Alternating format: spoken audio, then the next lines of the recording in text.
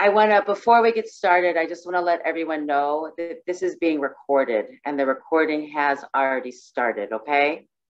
At the very end of the presentation this evening, we will stop the recording. And if there are additional questions or comments or things people want to share that aren't recorded, we will leave time and space for that as well, okay? Welcome everyone. Thank you for joining us tonight. My name is Elisa Slay. I'm the Director of Psychological Services at JCFS Chicago, and I'm joined by my colleague, Sally. Do you want to introduce yourself? Hi, I am Sally Hirschman. I am the Director of Child Welfare at JCFS Chicago. And Genev. Hi, good evening. I'm Genev Hein. I'm the Associate Vice President of Emotional Wellbeing Programs at JCFS. The way that this presentation will work, we're here to talk about helping to support community members in guiding our children and teens through the traumatic event of yesterday. For tonight, Genev will be monitoring the chat.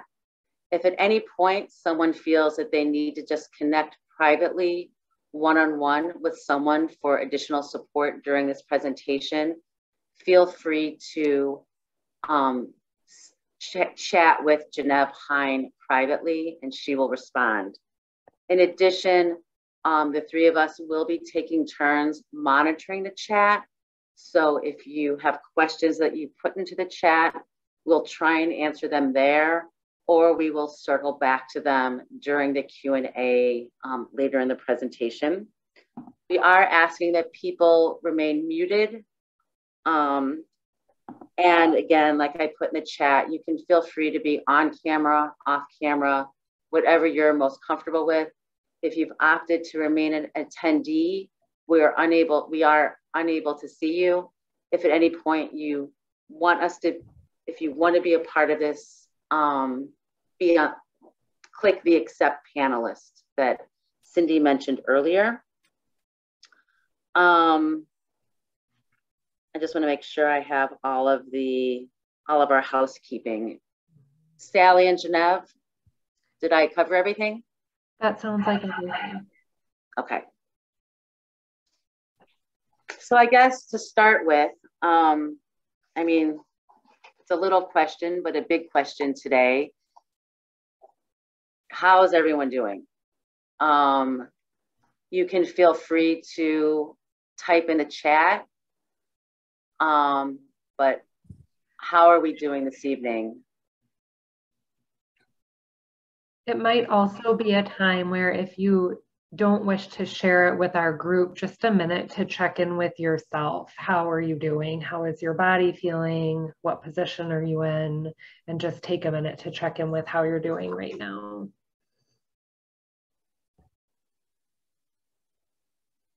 I'm sorry, I'm having a, hanging in there, mad, sad.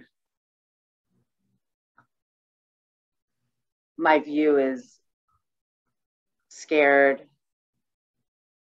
Everything hurts and I'm really sad.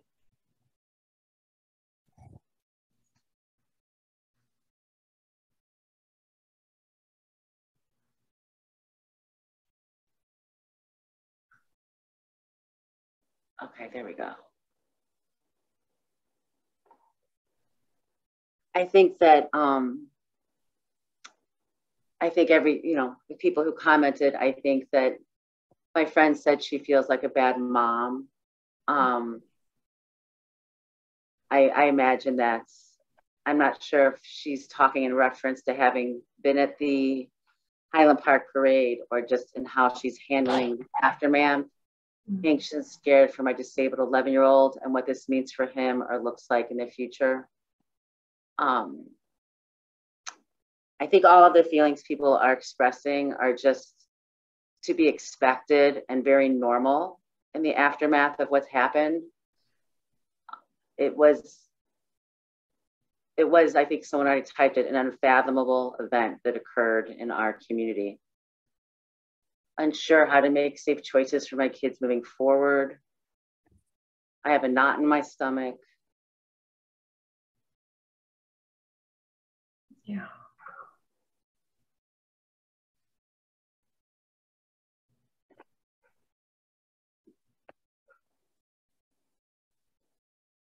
These are, as we say with kids, these are really big feelings, really big feelings. And they can feel like they're really difficult to manage right now.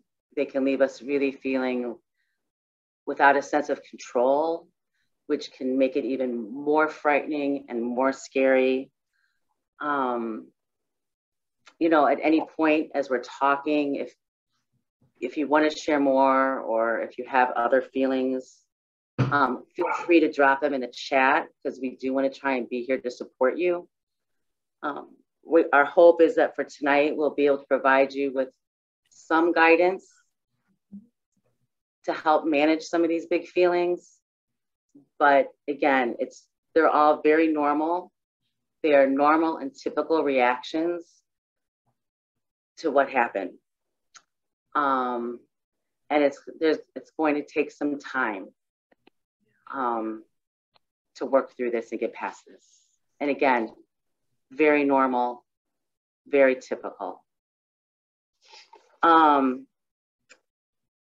people drop in the chat what age kids and teens that you are caring for? I know I've seen an 11-year-old, a 5-year-old.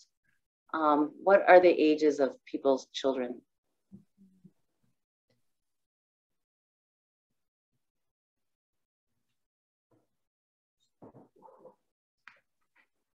Oh, God.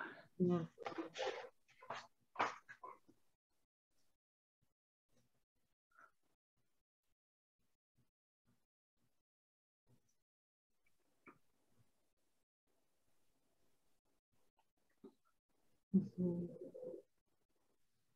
So we really have children all the way from 1 through emerging adults, kids who are in their 20s. Yeah. I'm also seeing some people are identifying that you work in some of our, partner, agencies that we're aware of in the community. So I'm sure that you all have been also as professionals working in preschools, other schools, camps, things like that, have had a lot to manage in the last 24 hours. So my kids are old, 29 and 7. They were scared for me, of course.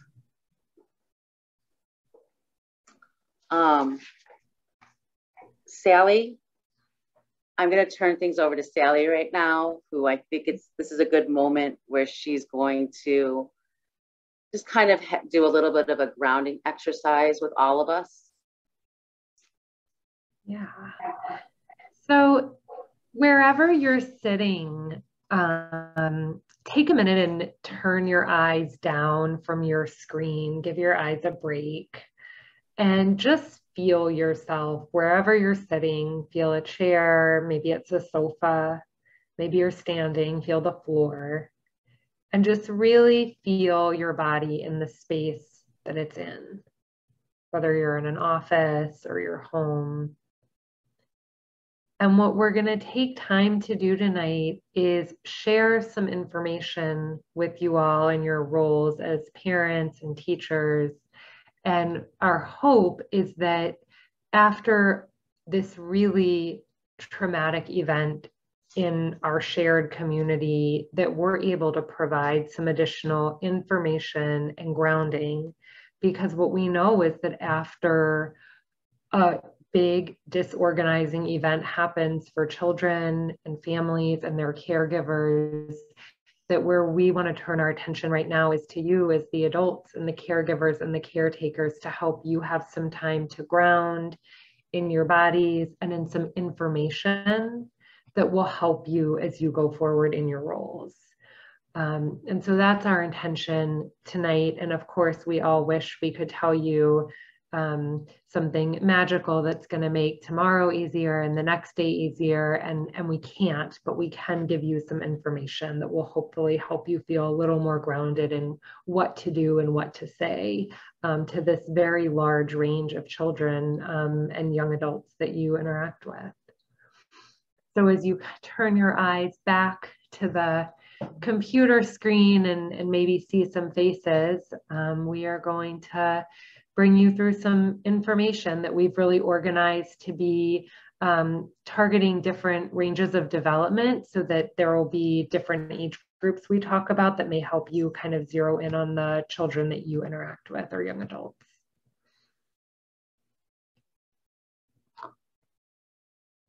Elisa, would you like me to bring up the PowerPoint?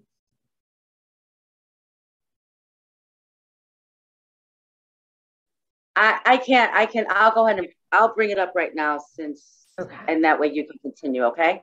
That sounds good. And I already practiced doing it. So. Excellent.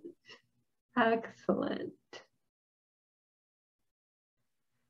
So as Elisa gets us set up with our advanced tech screen sharing, I wanted us to all know just from the very outset, at any point with one another, with the children that you're interacting with or young adults, it's okay always to say, I don't know.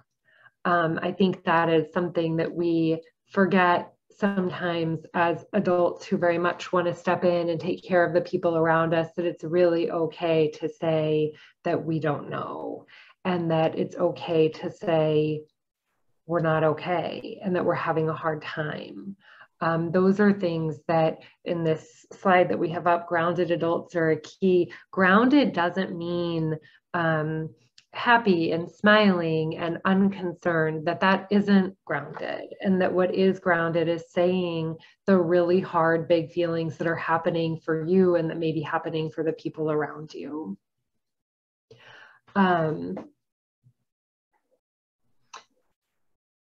Let's see. Give me another slide, Elisa. Oh, okay. There's you. So one of the big questions right now is, what do your kids need right now to feel safe?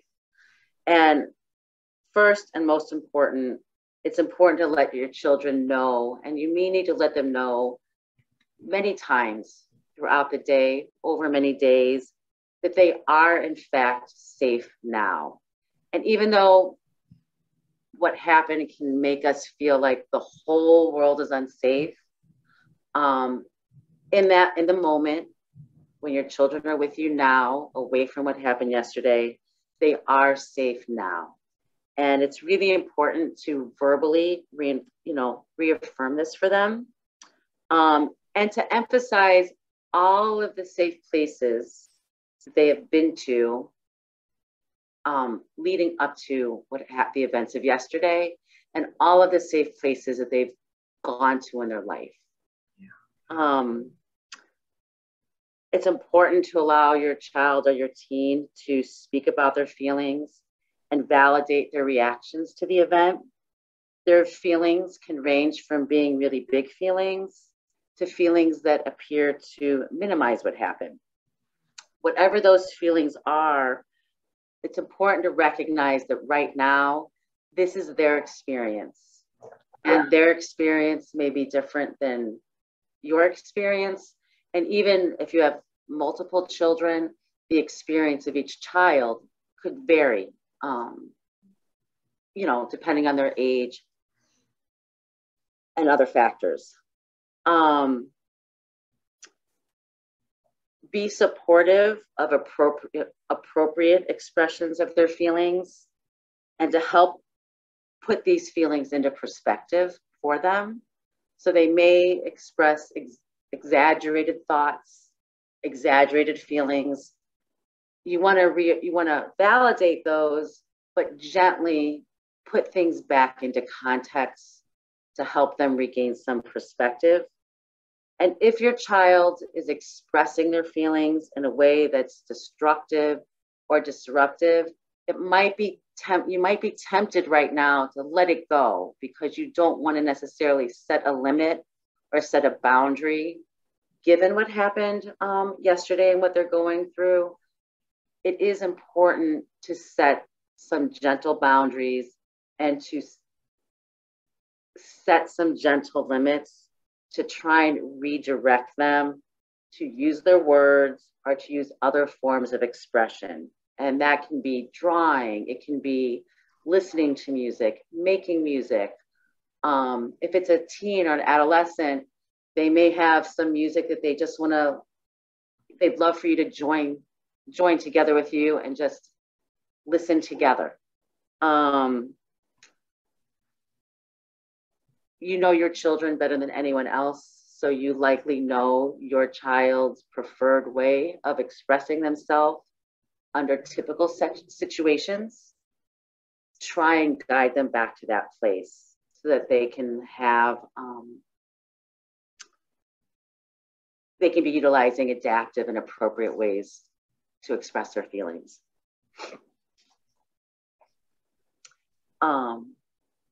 Sally? Yeah. Turn it back over to you. Excellent. And I love, Alyssa, where you just ended, which is all of you know your children today just as you knew them 2 days ago. You know what helps them feel safe. You knew it when you helped them get into a swimming pool for the first time or go away to college. And so I really appreciate, Elisa, that point, which is you are shaken. Something happened that is outside of the realm of what may have ever happened in your lives before, but you do still know how to support your children. So this piece about making time to talk, I think is, it's something that seems kind of obvious, but at a time where we as adults are shaken, our natural tendencies to ask children or make time for play, it's different right now. So we really wanted to include this as a reminder about making that time. And then the way I started thinking about it is that children of varying ages up through adults talk and communicate in different ways. And that we know young children's primary mode of communication is play. And so right now it might be setting aside an extra 20 minutes of time to sit on the floor with toys. For school-age children, Elisa spoke to this a little bit, it might be providing some extra art supplies. Maybe you leave paper and markers on a table that maybe they're not usually there, and that you're making some time for expression in terms of drawing. I thought of making paper plate masks can be a helpful way for kids to try on showing different feelings. Making up dances, singing songs. And then for older children, which feels funny sometimes to say children, but teenagers and even young adults, someone talked about their children in their 20s, it can be an activity that you can do next to one another without needing to maintain a lot of eye contact. So it might be a drive in a car. It might be a walk in a different neighborhood for right now. It might be a walk in your own neighborhood. It could be playing a card game or even playing basketball, something where there's an ability to communicate but not be sitting across from one another and looking in each other's eyes. And if any of those suggestions seem like a good fit, maybe making a little extra time in the next few weeks for those times to talk to happen. And if it jogs your memory on another way that you know your child communicates well, to just make that extra time. Sally, I'm just going to add, I think especially for teens, sometimes just sharing the same space as them, even if you're not talking, can be very powerful and lead to them opening up and talking without pressuring them. sometimes there can be a tendency, you know, for people to go to their own rooms in the house. That if there can be just simply some sharing of space, even if you're sitting in silence, maybe you're kind of in a parallel way doing things together, that can be quite powerful in providing support and encouraging a child or teen to open up. And sometimes it's hard to know where to start with children and how to talk with them. And a really nice place to start can just simply be, what do you know about what happened? And your kids will start talking about what they know. It'll give you a chance to hear what they're thinking about, what they know. If what they know might not be what really happened, it gives you some information about what they're thinking about. But simply a question of, what do you know and what do you want to talk about? That those can be, they're very simple conversation starters, but can often bring you into what's happening for them and what they're thinking about.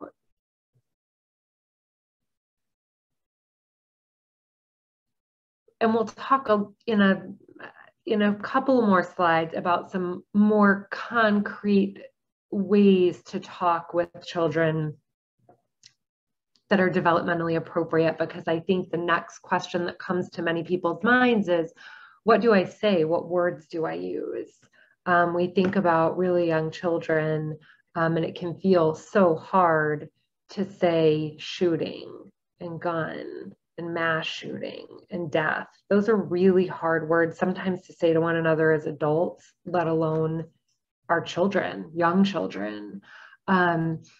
So I'm gonna keep my notes a little handy here.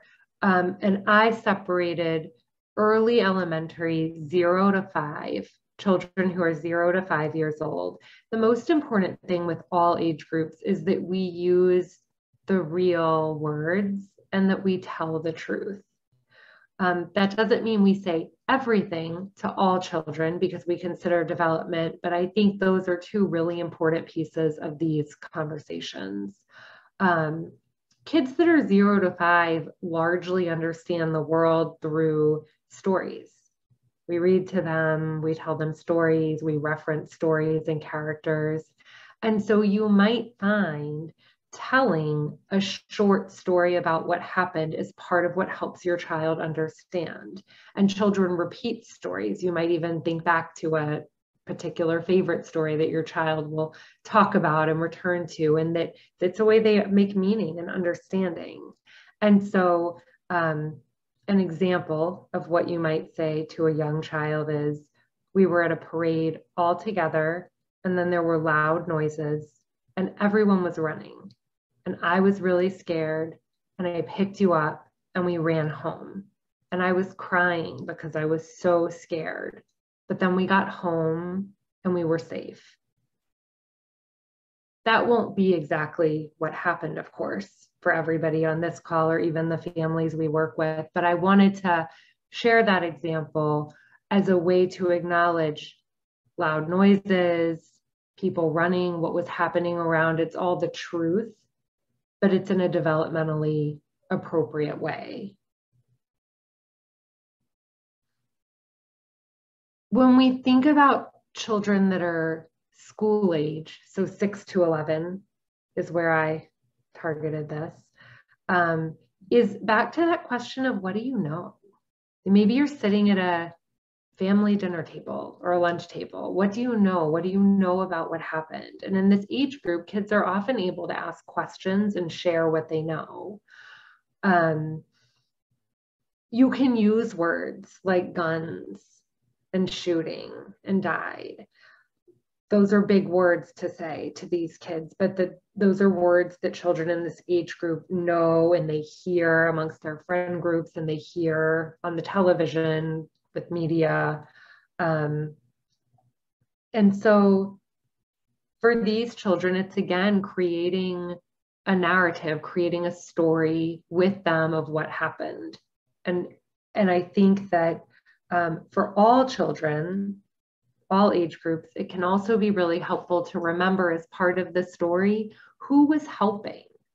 Did they see fire trucks coming? Did they say see police coming? So part of the story is so many people ran in and were helping, and they were carrying children, and they were holding people's hands, and whatever you can recall about that. And even if you weren't at the parade, that there were people who came to help is a really important part of a child's story for all of us, frankly, no matter how old they are. The other piece that I thought to add in here that really captures all of these age groups is that lots of families are made up of children that span these age groups. And it can be really helpful to start this conversation as a family. Nothing that happened is a secret. We all know this happened. And so maybe the conversation starts as a family. And then if you have children in wide ranges of age, then there are separate conversations. Then maybe there's a conversation in a child's room about something that's more developmentally appropriate for them, questions to be answered. But I think that piece of whatever your family unit is, to acknowledge that this happened as a family is really important.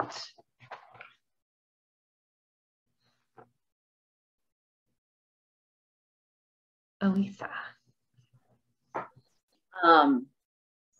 I think that what Sally said in terms of listening to what your child or your teens or even your own narrative is really what's most important. Everyone had this experience or has heard about this experience and was impacted by the experience. But then we do create a narrative that may, again, be unique to our own experiences and have different types of narratives. In addition to what Sally said about helping to incorporate all of the people who helped into these narratives, if they're not present when your child or your teen is sharing them, it's also really important to talk about just how brave your child or teen, if you were at the parade, they were here. I mean, there were the first responders were heroes, but so were your kids because they knew what to do. Mm. They were brave. They knew how to get to safety. Maybe they helped someone else. If they needed to help a grandparent or someone reach safety, that they were real heroes. And they may not naturally gravitate to that part of the story because when we hear this story on the news, so much of the focus is on the shooter, who's on the aggressor. They're the real, all of you, the parents, your families, the kids were the ones who showed tremendous bravery. And that should become part of the story. And that can be very, very comforting,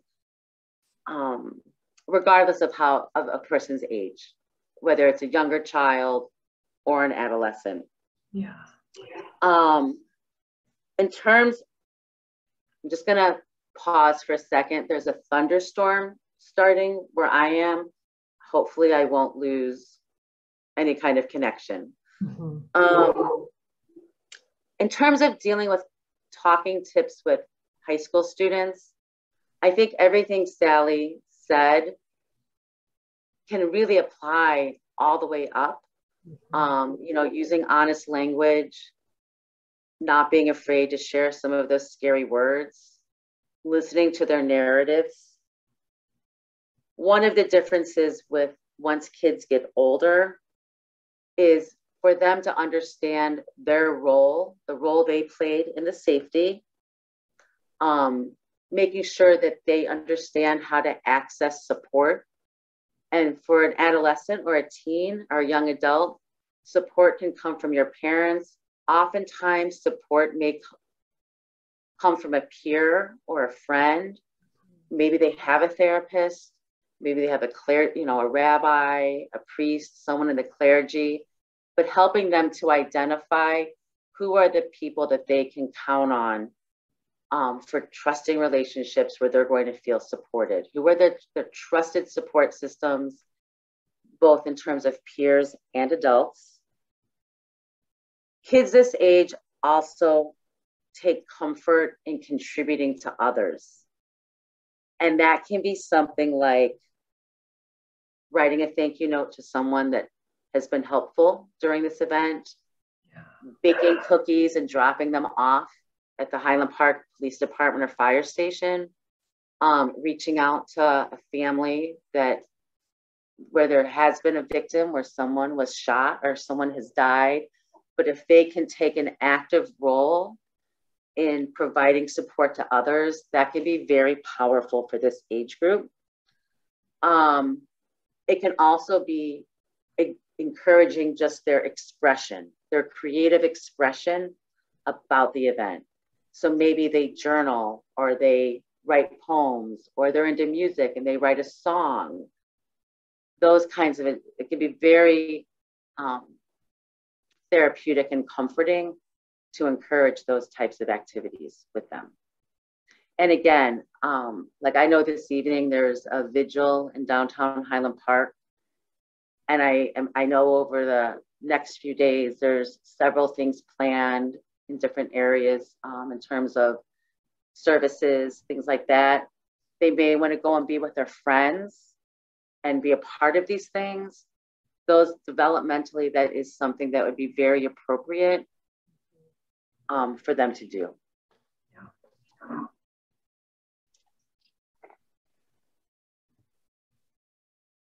The last point here, and this definitely applies to your teens, but also needs to be kept in mind with younger kids, is finding the right balance in terms of their exposure to the media. Older kids, part of processing these events for us and for teens can be to watch the media and hear what's happening. But there does come a limit where the amount of exposure turns more into something that's a rumination and can become unhelpful. So too much can be problematic, but a little bit or a titrated amount can actually be helpful in processing the information and the news as it's coming out. It can also be an opportunity to have a conversation. So watching together rather than having them watch alone, taking that in, with one another, and then turning off the media and then doing a check-in. Is there anything that you want to talk about? If not right now, if you want to talk later, I'm here for you.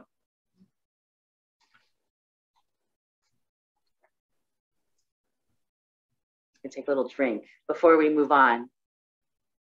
I feel like Sally and I, we've been talking a lot, and I know we have Q&A later on.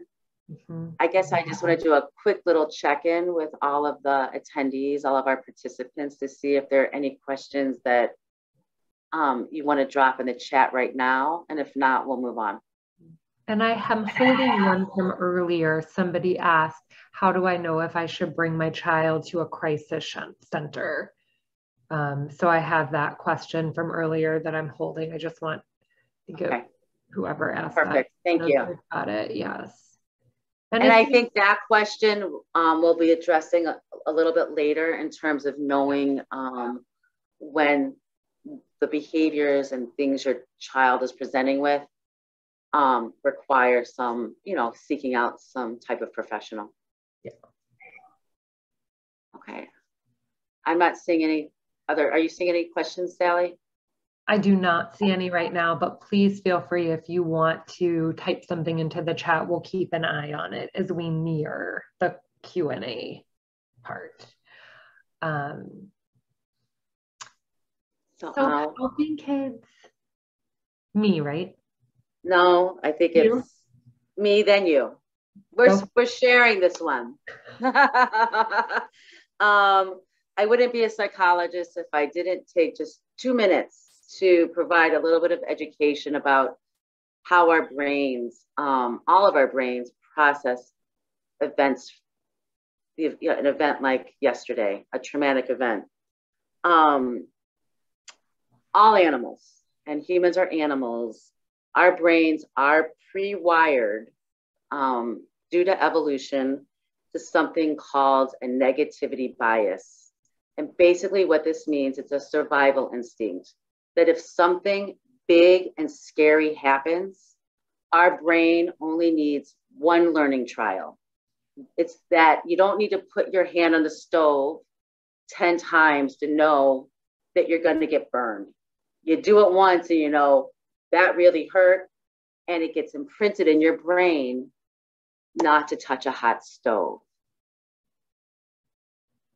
Unfortunately, our brains require many, many, many more learning trials to lay a foundation of something positive. So these negative, scary events, those connections are made very quickly. And then it takes more learning trials to form positive connections and positive associations in our brain. Again, this is normal. We can't, it's how we're wired.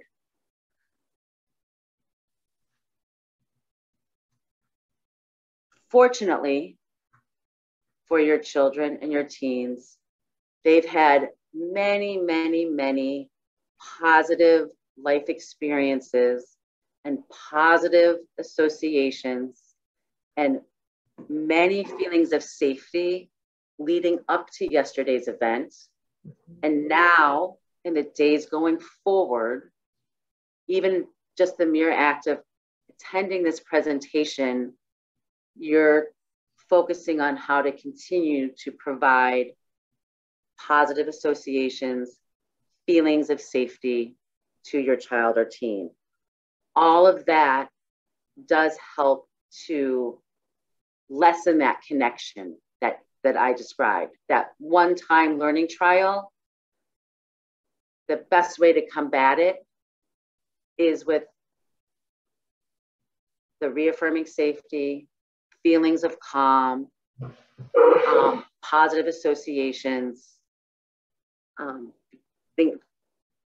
I turn this over to Sally, some grounding exercises that she's going to talk about. The other thing to keep in mind that's a normal reaction is when people experience a trauma like yesterday, our systems become aroused. Hormones get kicked off, and we have our mind, our brain, and our body has a heightened sense of arousal. We may not even be aware of it, but it's heightened. It can take several days to come back down to our more typical state of equilibrium. It's been 24 hours. So know for yourself as parents, as well as for your children and for your teens, that we're all still in this heightened state, and that it's going to take a few days to calm down. And the grounding, some of these grounding exercises that Sally is going to talk about also help to facilitate that process. Sally? And before I give the some specific ideas, I think it might be a nice time to check in with how you're feeling now. Do you feel any different than you felt when you first checked in with yourself at the beginning of this time? Maybe, maybe not. The hope is, even if not during this time where we're talking and sharing, that as you process some of this information, you feel your system start to settle.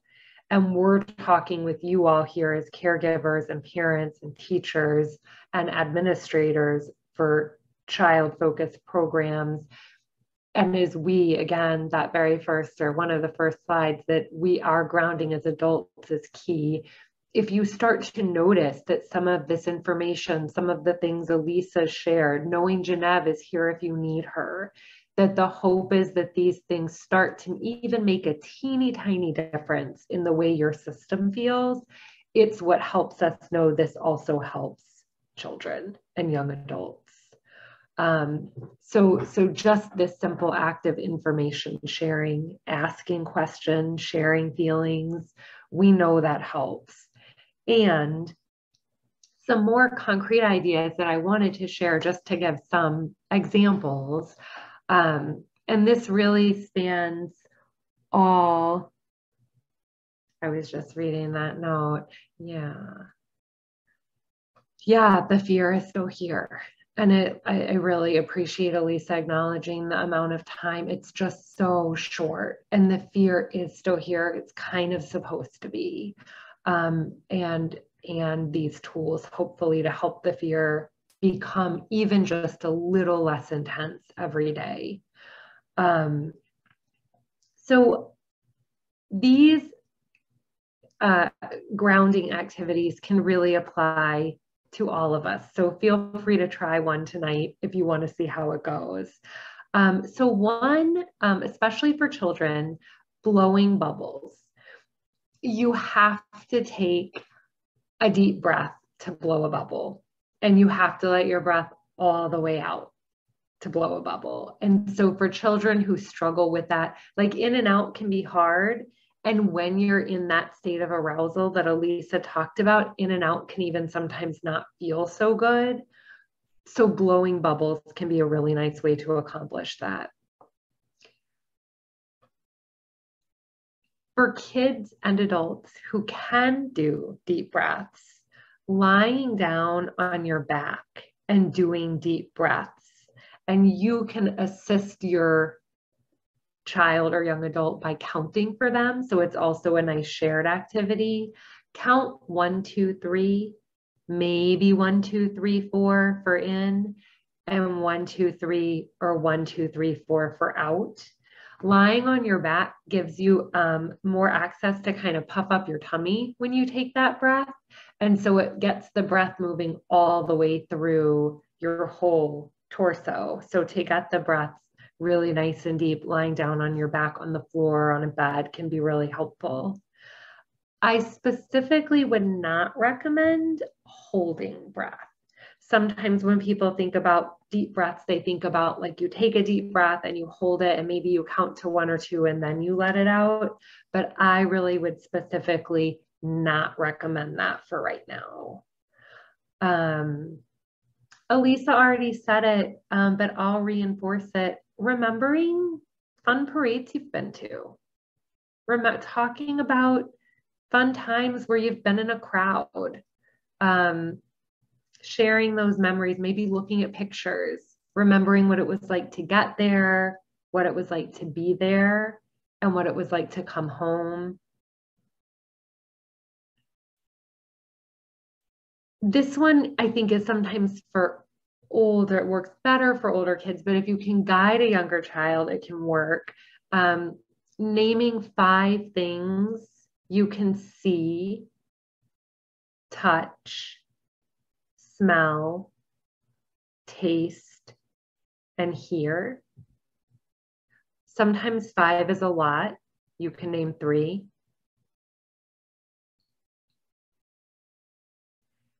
And then finally, because so much of this, and again, Elisa spoke to it, we're animals. We're all living, breathing animals. And so it can be so helpful after an experience that is so overwhelming to be in touch with that a little bit. And so especially for younger kids that don't have self-consciousness about it, can they act like a cat?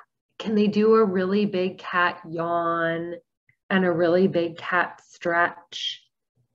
Can they make a noise a cat makes when it's scared, when it's excited? Can they be a little quiet, sleepy cat?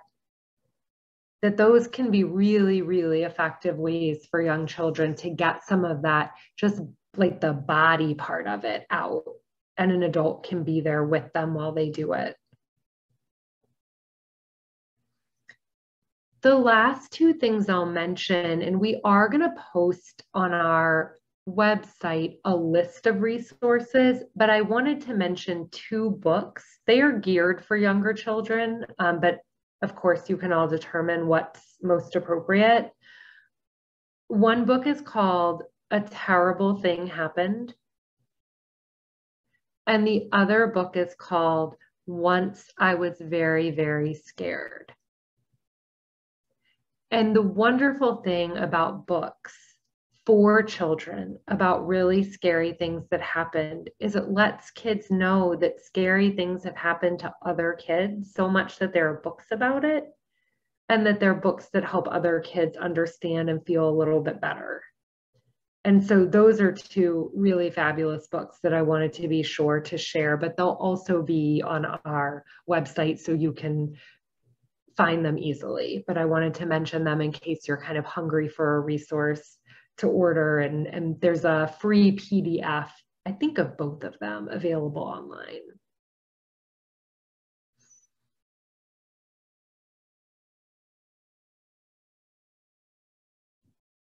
Thank you. Elisa, I'll turn it back over to you.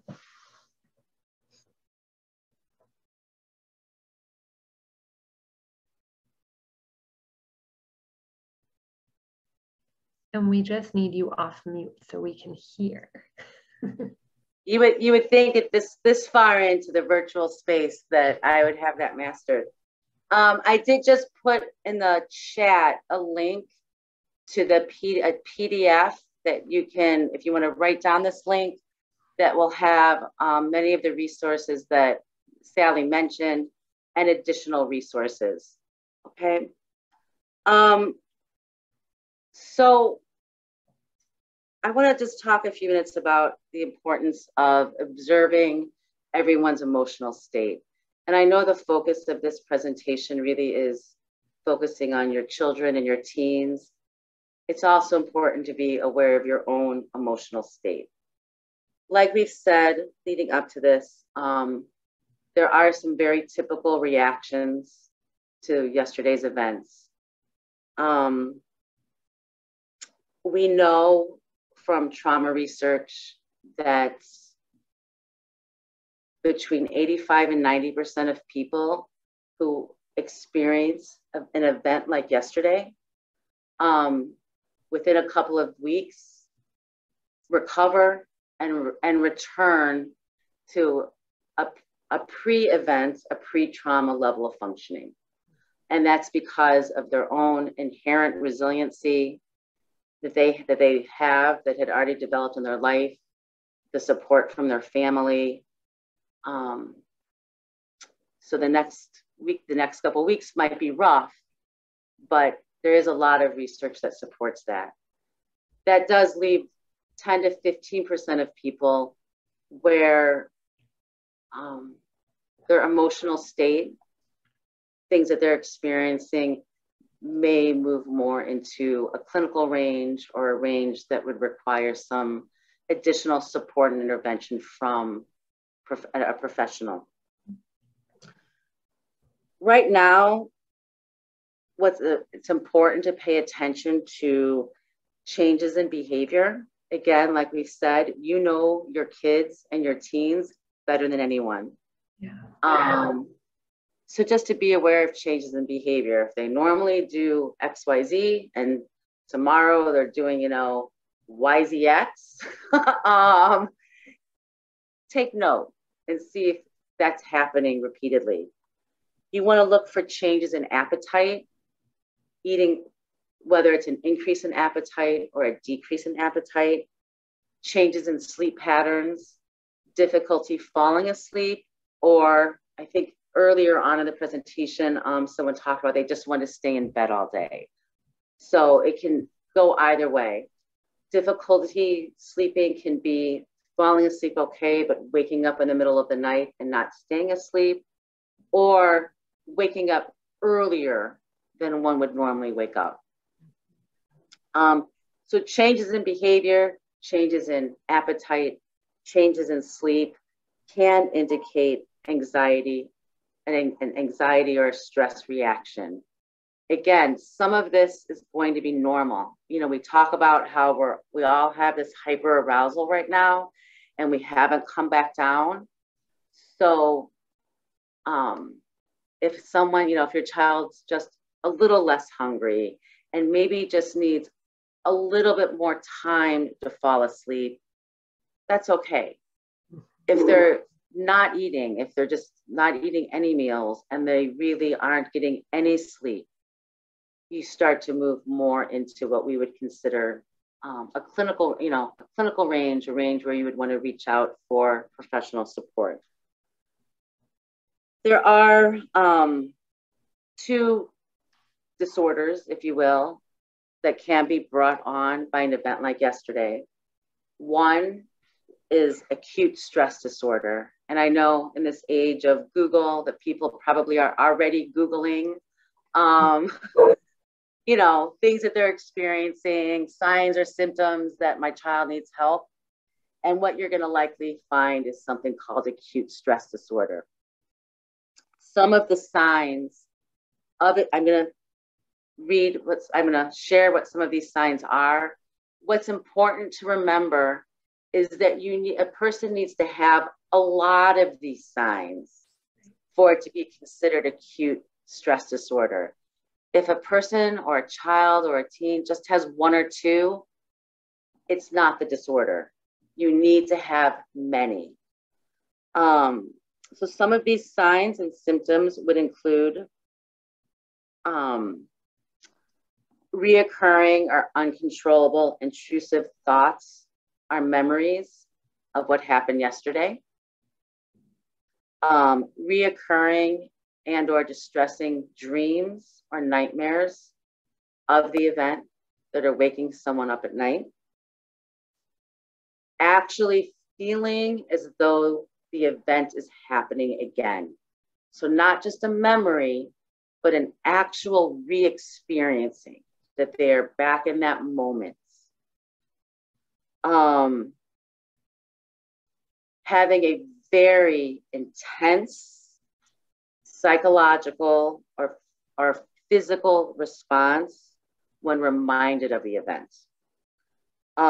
So if you live near, particularly if you live near downtown Highland Park where this happened, and over the weekend you decide to go to downtown Highland Park, if you notice that your child or your teen or yourself has this intense and prolonged physical or psychological reaction, or hearing sounds. People have talked a lot about fireworks right now, reminding everyone of what they heard at the parade yesterday. That is a sign or a symptom of acute stress disorder. And I just want to remind everybody to go back to what I said at the beginning of reading this list. Having just one does not mean that you have a disorder. It's very normal for everyone to be experiencing a couple of things on this list right now. It's having 8 or 9, many happening where you would want to reach out and get professional support.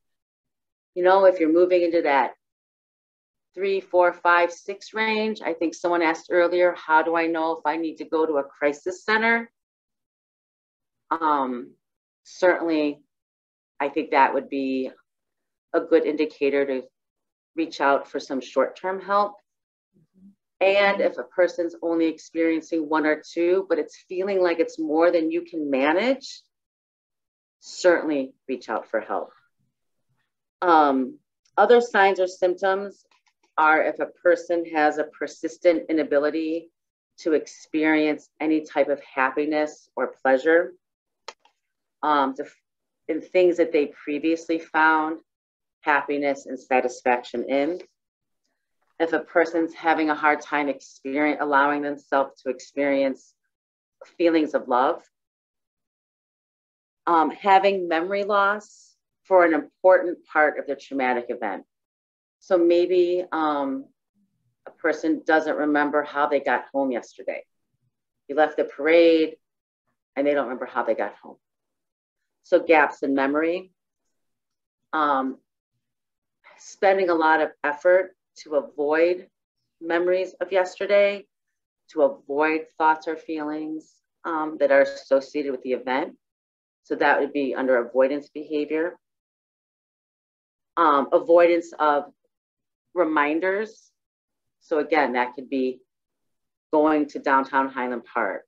A reminder might be just seeing an image on television of someone shooting a gun. A reminder might be hearing a loud boom or lightning or fireworks over the upcoming days. A reminder can be objects that you had with you at the event yesterday. The outfit that you're wearing. It can be any of these things.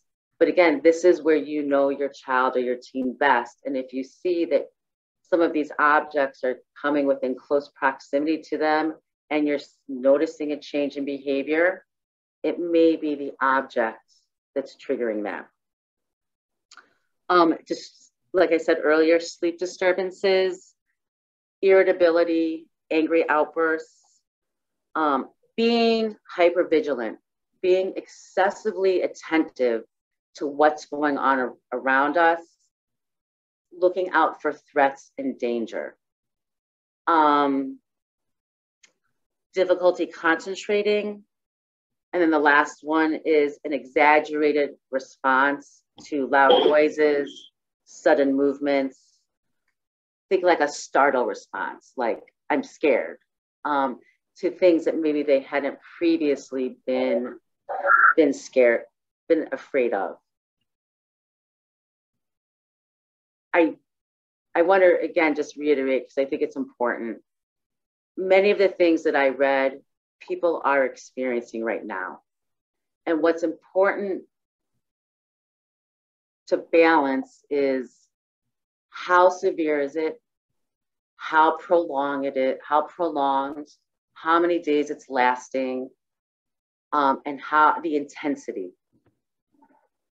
And if it's prolonged and it's very intense and frequent, certainly that would be when you want to reach out for professional help and more support. It's too soon for anyone who experienced yesterday's event to have post-traumatic stress disorder. The way that we move from acute stress disorder to post-traumatic stress disorder is time. And the time limit is 4 weeks, as a month. So if a month from now, these signs and symptoms that I've described have persisted, that is then when you move into PTSD. And certainly you would want to reach out and get professional help. I know that was a lot. I know that may have been kind of intense. I hope that, certainly if there's questions, you can put them in the chat. I'm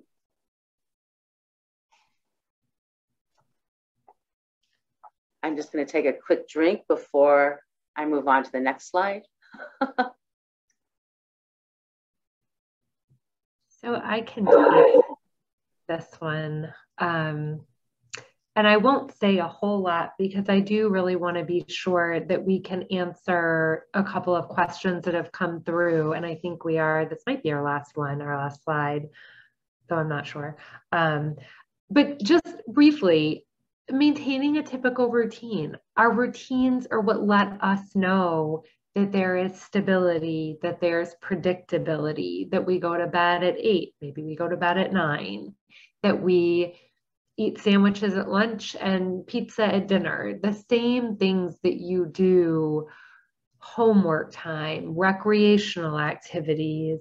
I would say limiting screen time right now, as Elisa already spoke to, but really with everything else, bedtimes, friend times, going to their recreational activities and sports, work, all of these things are external things that help regulate our systems. as adults, as young adults, and as children. And that really, I don't feel like I need to say much more than that, but just to highlight that as an important piece of the coming back down from something like this. And to add to routine, because consistency is key, whether it's dealing with the aftermath of a trauma or just in general parenting.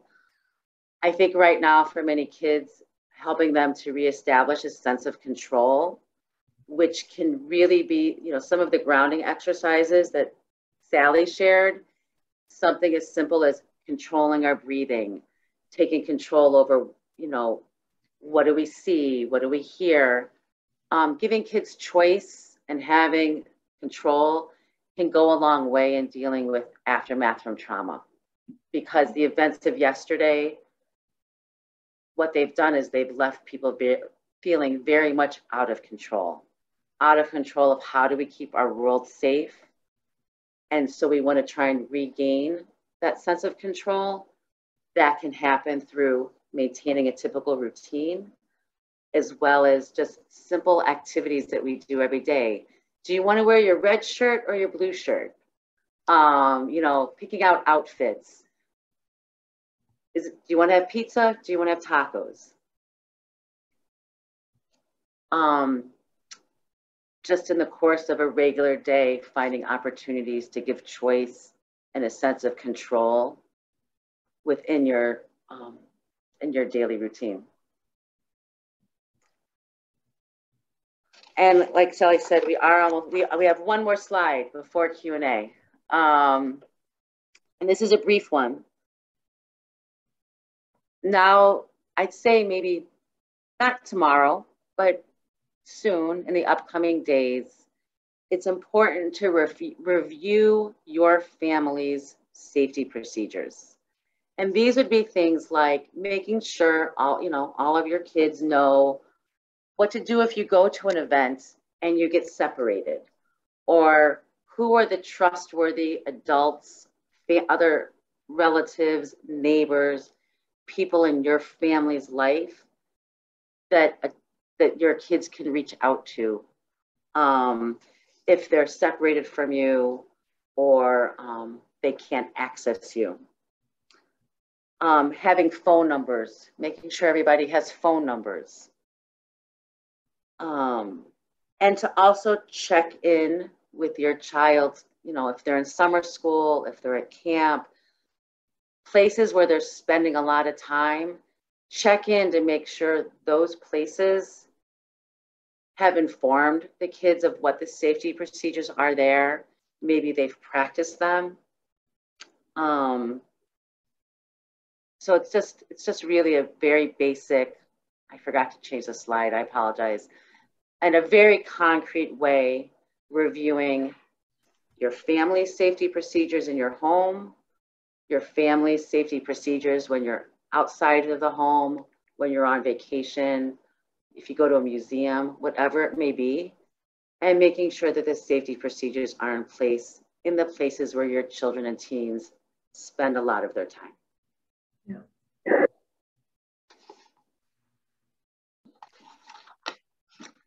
Well,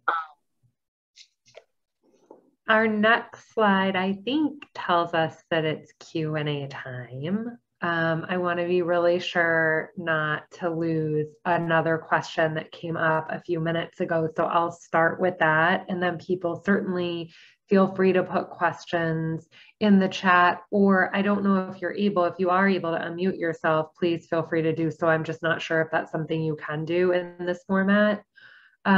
But somebody asked, my 4-year-old still thinks it's fireworks that went off accidentally. Should I tell her otherwise? And as hard as it is to think about a 4-year-old knowing that something happened that was as violent, as awful as it was yesterday, I go back to the really smart people that teach us about young children and really hard things, and that our role as adults is to always tell the truth and to keep it developmentally appropriate. So for a 4-year-old, a conversation might go something like, remember when we were at the parade and you thought big fireworks went off, and there might have been some fireworks, but there was also something really scary that happened, and that someone did shooting with a gun and it hurt some people, and some people got so badly hurt that they couldn't get home, and there were people helping, and some people could get home, and we got home and we're safe.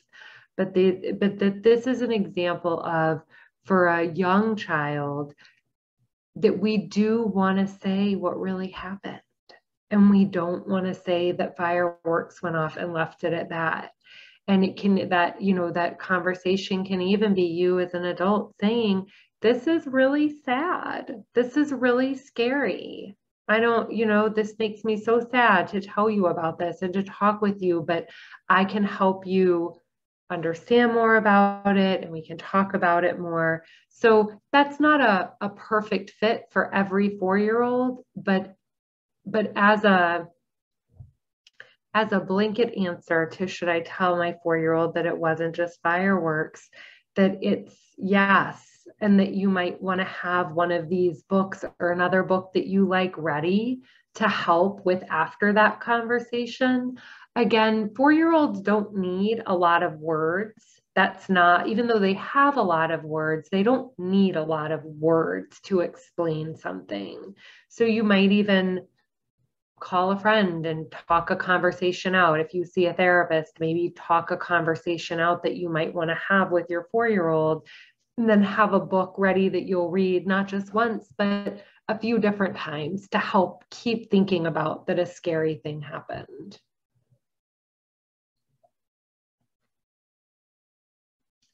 I think to add, I think that was a beautiful response, Sally. I think one of the risks we run is 4-year-olds understand a lot. And there's really no way to ensure that you're a 4-year-old isn't going to hear through overhearing conversations among siblings, overhearing adults, overhearing the news that something happened.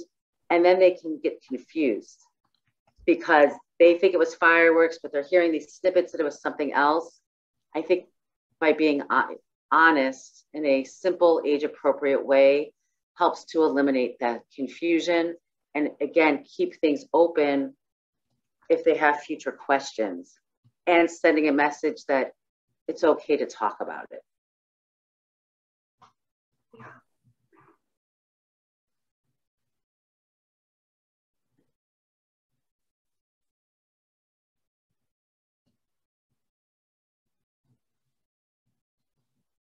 Other questions? Sally, you had a question written down from earlier. Did we address, I want to make sure that that person feels that their question has been addressed. Yeah, you did. You addressed it a little bit when you talked about the symptoms that might let somebody know that it's time to seek treatment. The specific question was, should I bring my child to a crisis center? And I was thinking about that question a little bit as we talked tonight. And the first thing I want to say is, I've already said it, but I think it's really important to say it 2 times tonight, and you guys can all go home and say it 4 more times to yourselves. When any of us as caregivers experience something like a mass shooting with children around us, our sense of confidence and competence as caretakers is so shaken. We lose sight of that. A day ago, if your child had a stomach ache, you knew what to do, or you had 3 ideas of what to do and you tried all 3 of them. And when your child was scared at night, you knew what to do. And so I think it's really important as we talk about this, and certainly Elisa, myself, Genevieve, we have experience in our work with children, but you all are caretakers and parents and administrators. You also have experience and confidence and competence that can be regained. It's just a little bit farther away right now for some of you. And so with regard to the specific question, should I bring my child to a crisis center? You know, if we're setting up a drop-in crisis center through JCFS, I think some of that information may be up on our website now. You are absolutely welcome to come in and sit with a trained professional, someone that can talk with you just about what you're worried about, what you're noticing. And they might say these are really normal things to notice and it's a really hard time, but I don't, you know, I would tell you if I was really worried about something, and right now I think it's just a really hard time and it's going to be okay. Or they might say, I think you're right. Let's try to find you where we have a large, very well-created resource list of clinicians. So if you come to our JCFS drop-in center and you would like a referral, we have a list of therapists and therapy providers that are able to accept clients. So that would be available, but I just also want to remind the person that asked, but every single one of you, that your intuition and your knowledge of how to care for your children is still there. It just may feel less accessible right now. So please feel free to use us if you need us. That's what we're here for.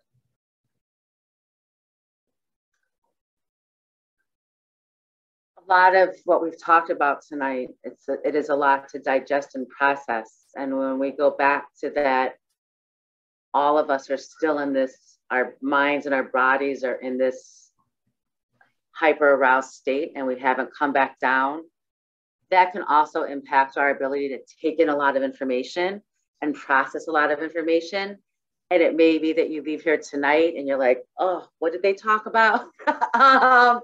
And so you may need to talk about it again next week, and reach out to someone. And again, that's a very typical response because we're all taking in so much information, not just in this presentation, but just so much information about the event from yesterday as additional news is being shared. I know like today they released the names of the victims, things like that. So people are getting a bigger sense of the impact on people that we know than the losses that people have had. So this isn't going to be, you know, a linear for you or your children, a linear process. We're starting now. We're just going to all get better, better, better, better. Right. More realistically, it's going to be like a loop, you know, or a spiral where, you know, we're going to feel better. Your kids are going to feel better. And then there might be a little bit of a setback and then move up again. And that's very normal. And that can happen throughout the day. One day, thinking like you're feeling better and then you're not. Same for your child. What you want to make sure though is that even with the setbacks, you're still moving in a positive direction. Will the recording be posted if I want to hear it again? I think, Sandy, that's something that we can look into. And talk with our tech team and people like that to see if we can make that possible or share a link to where people can access the recording. Mm-hmm. I'm going to write that down so we don't forget. Yeah.